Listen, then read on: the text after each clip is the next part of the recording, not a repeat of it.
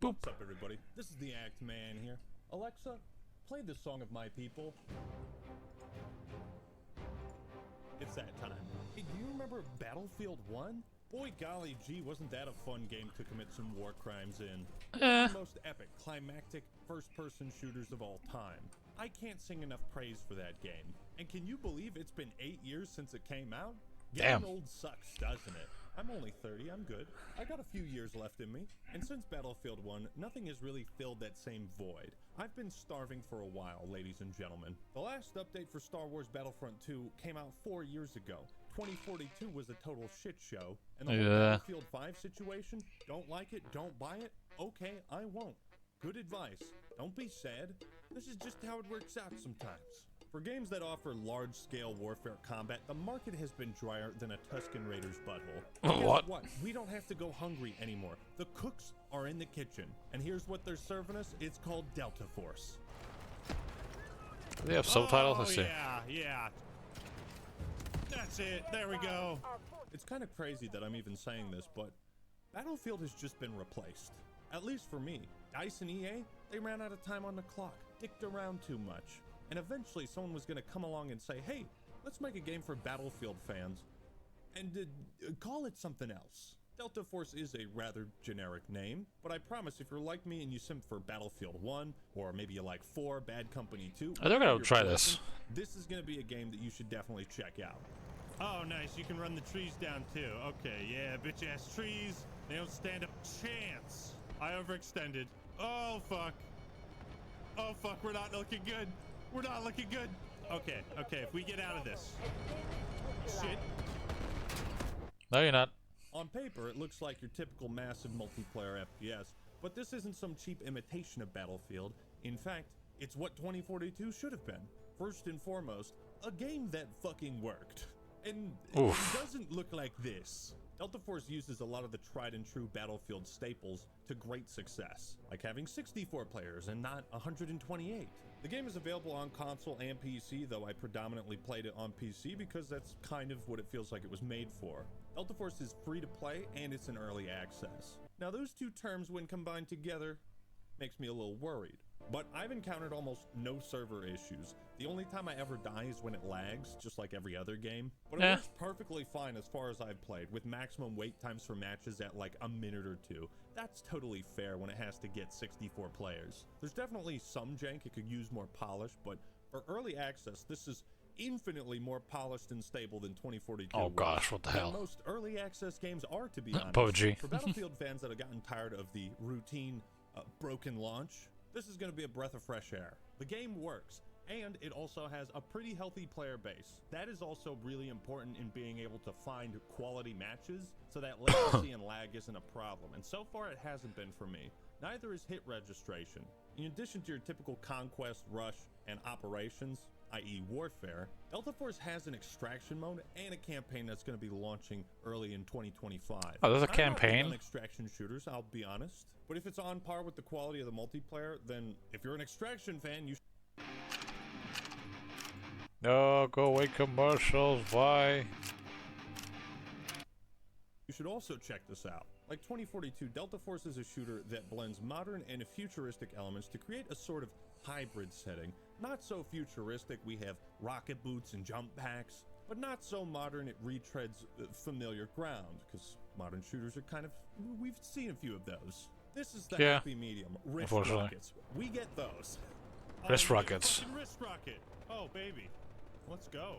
And a bunch of other futuristic gadgets and tools. Delta Force offers a large-scale warfare with 64 players duking it out in squads of 4 and teams of 32. They have classes that emphasize certain playstyles like Assault, Medic, Engineer, and Recon. And they managed to combine operators with regular classes and it works just fine? Like it's the best of both worlds somehow? Wait a minute, that can't be right. Now, to give you some background, Delta Force is a long-running series that stretches all the way back to 1998, and it actually predates Battlefield. Each entry has been developed by the same company, Novalogic, since its inception, with the first few titles helping to popularize the tactical shooter genre. But Delta Force hasn't really been in the spotlight for a long time. I think that's why not enough people know about this game or are kind of sleeping on it. Now, I was given a code to try the beta early. I'll be honest, I didn't even realize the game was actually that old. That's impressive. in December, and I didn't know what to expect. But I was pleasantly surprised to see the return of one of my favorite game modes, Operations, or as it's called in Delta Force, Warfare. Let's talk about this game mode and why it's one of God's greatest creations. You've got attackers and defenders fighting across entrenched battle lines. To capture points, attackers try to push deeper into enemy territory with a limited number of reinforcements, and defenders hold out as long as they can to try and deplete those reinforcements. This concept works in Battlefront, it works in Battlefield, and it works in Delta Force. That's why I love it. You've got this spectacle of two massive teams bodying each other non-stop for 40 minutes in a back and forth. Yeah, it's very fun. And of course, you're complemented with a wide arsenal of tanks, trucks, jeeps, aircraft, and all sorts of turrets scattered around the map for anyone to use. With huge, sprawling maps to fight across and dynamic, destructible environments that make you feel like you're in the thick of a war zone. This is the ultimate war simulation game type, and the male brain craves warfare. Where would we be without video games as an outlet? What would we be reduced to? Delta Force's warfare mode succeeds in all the same areas that Battlefield's Operations does, but there's a lot of things that make it different. For starters, the gunplay and pace is much more tactical. They've struck a nice balance between combat that works for large-scale battles and a slower extraction mode. Though I have some concerns about the developers essentially working on two games at the same time, maybe spreading themselves thin, like butter scraped over too much bread. But honestly, there's nothing to validate these concerns of mine. Delta Force is in a solid state right now. We'll see what happens. Although the one major caveat right now, Delta Force's Warfare only has 5 maps. None of them are bad, they're all fun to play on, but the live service is really gonna have to ramp up to keep my interest if I'm only playing Warfare. How long can one man play on just 5 maps? It remains to be seen. Sometimes realism in shooters means, hey, your guns suck, and therefore, so do you. Recoil is a thing that exists. Guess what? Not every firearm is a real-life laser beam. So get good. Yo, this marksman rifle kinda sucks ass. I told you, it's fucking garbage. Well, I'm like hitting 4 shots. What? 2 headshots? That was a and headshot. still alive? I don't hate The it. sniper doesn't kill anyone in a body shot. Yeah, the sniper, dude, the sniper's so ass. No, I'm using an actual bolt action. Oh. And I would rather use the fucking marksman rifle. This thing sucks. Why is every gun stuck? You have this crazy thing called recoil. I like that Delta Force is not shy of letting you miss your shots or making it harder to score kills, because then it makes it more satisfying when you do. Whereas something like Call of Duty is like, okay, yeah, let's kind of get rid of recoil on pretty much every gun. Yeah. Because players don't like missing their shots. They like killing things. So Call of Duty's a lot more safe in that respect, and I kind of respect Delta Force for being harder to master. But honestly, I think it's just a type of game you got to get used to or already be familiar with. I'm not what is, dude, these guns actually fucking blow, dude. Dude, everything sucks. Every gun sucks. Every fucking thing sucks. In my first few matches, I was playing like Average call trying to get player. used to the controls and the fluidity of combat. I can't kill anybody with this fucking thing. All these guns suck. They fucking suck. But I broke through that glass ceiling. I proved it wasn't a skill issue. Oh wait, yeah, I did prove that. I started locking in, and now look at me. God damn. Quad feed. Pentakill. Holy shit, I'm getting so many kills in here. Yes, I am camping with an LMG, but that doesn't make this any less satisfying. Those moments where you're the only one deep in enemy territory and you just clean house like this, it's so satisfying. Jesus. You don't need to sprint and slide cancel to feel like a badass in Delta Force. The game emphasizes and rewards strategy, positioning, and teamwork. Yes, you will have to contend with realistic ballistics, somewhat, and how guns actually work. So if you're looking for a more arcadey type shooter with plenty of aim assist and bullet magnetism to carry your god-awful aim, this is not it.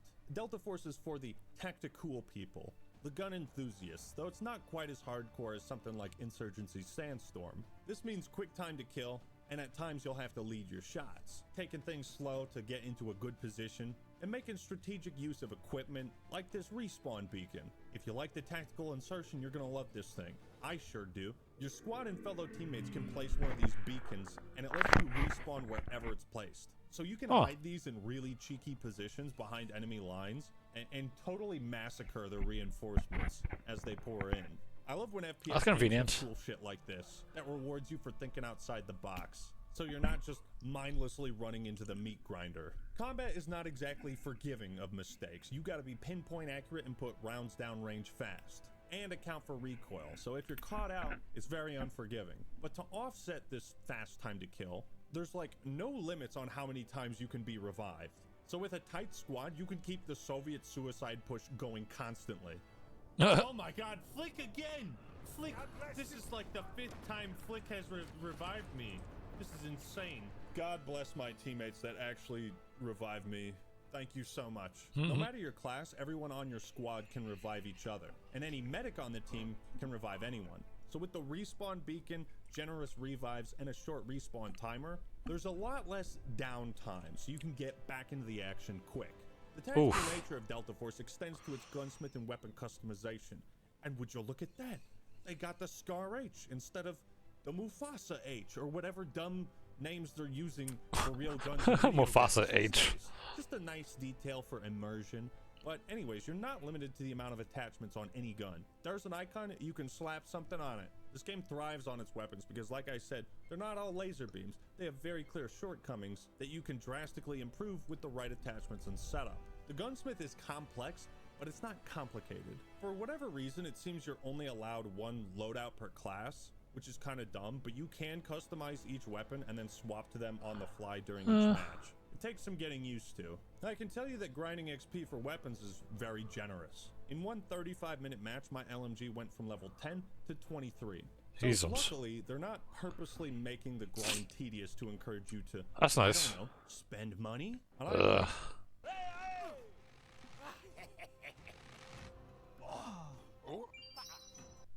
Go away, commercial. Thank you for not asking me to get like 2,000 headshots or some dumb shit. Yeah. The gunsmith is vast, with some firearms having like almost 100 compatible attachments. If you want the best build, you'll be spending a solid chunk of time in here. You can also calibrate certain attachments if you want to further optimize things like recoil, ADS speed, or whatever. And you know what? There's no dumb skins in this. No unicorn what the hell? assassination or anime bullshit. Delta Force might be somewhat of a safe haven for Call of Duty fans that yearn for a military shooter that's still somewhat grounded in reality. Delta Force has something I wish BF1 had more of. Vehicle customization, hot diggity. And not just skins and cosmetics, but a choice of attachments from the cannon to the secondary gun, your launcher. Your options are somewhat limited that's for cool. each category, but the fact that you even have a choice is amazing. You remember when World at War had that vehicle perk slot? Yeah, it was mostly useless, but just knowing it was there, knowing I had even the slightest amount of agency or control over vehicles made a difference in my mind. Vehicles are a bit limited in their traversal, and they're quite brittle, but if you can keep your tank alive, you will wreak havoc on the enemy team. I feel like most first-person shooters these days have kind of given up on trying to make vehicles work, and even when they have vehicles, it's very rare you're allowed to create a loadout for your tank, helicopter, assault truck, or whatever. Imagine if a new Battlefront lets you customize lasers on tanks. Or, geez, what if Halo did that? That would be pretty cool. Imagine changing what kind of cannons or thrusters were on a Ghost. So you got that sort of cooperative teamwork element with vehicles, as sometimes up to 3 people can man 3 different guns on a tank. Now, if you do want to use a vehicle, you either get lucky or wait in the respawn menu till it's available, which is a pain, but to counteract this, Delta Force has introduced a sort of kill streak system. So you get points for kills, assists, capping objectives, and you can use those points to call in like a smoke screen, a mortar barrage, a respawn beacon, or a vehicle drop. Those are your 5 options. It's simple, but really cool and makes a world of difference, because every player has access to these. It's a great feeling when you whoop some ass and are rewarded with being able to call in a tank. And there it goes. Fucking explodes before it touches the ground. Thank you. Yes, thank you so much. Vehicle drop is sweet because you can give your team a tank in a section where you wouldn't normally have one. And since points accumulate over time, these bonuses are mostly used at the end of the match. One of them is a fucking Predator missile, but this thing is no joke. I've seen players get 15 kills. Jesus. These bonuses are balanced out by a high point cost, meaning you'll have to play really well if you want to call in the more powerful ones. And there's always room to add new weapons, vehicles in the future. Which, speaking of, Delta Force is seeing some pretty consistent updates right now, and they've promised 8 new maps in the first year. Come on, 8 maps? Big if true.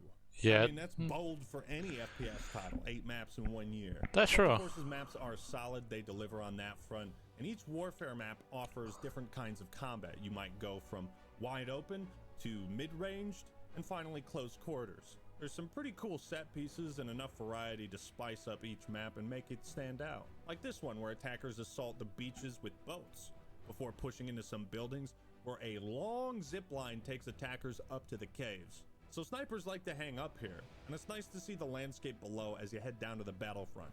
I expected the combination of operators and classes to not work well at all, like it did in 2042. I have trouble recognizing enemies because everybody looks the same. That's not really an issue, at least not often enough to be a big problem. I'm kind of stunned, to be honest, but the operator abilities aren't super overpowered.